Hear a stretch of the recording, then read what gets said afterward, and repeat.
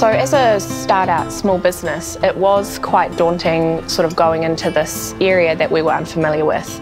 And it was really great when we came across the resources at the library. Kia ora, my name's Anne. Kia ora, my name's Tara, and we are the faces behind Mako Design. Mako Design is a whānau business that we started in 2019. We make Māori design jewellery, accessories, art prints and gift boxes as well. We sort of draw our ideas from traditional patterns, and mainly they are painted and woven patterns. That's the proton design. And the meaning of that design is whakapapa, whānau and knowledge. Neither of us had used laser cutters before. We spoke to the staff there who knew so much about the machines and the processes.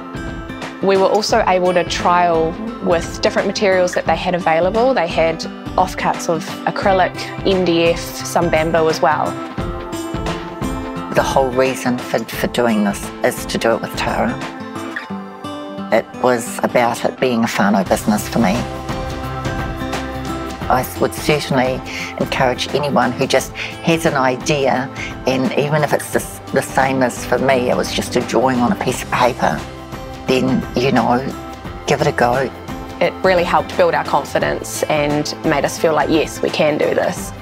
We can grow this small business.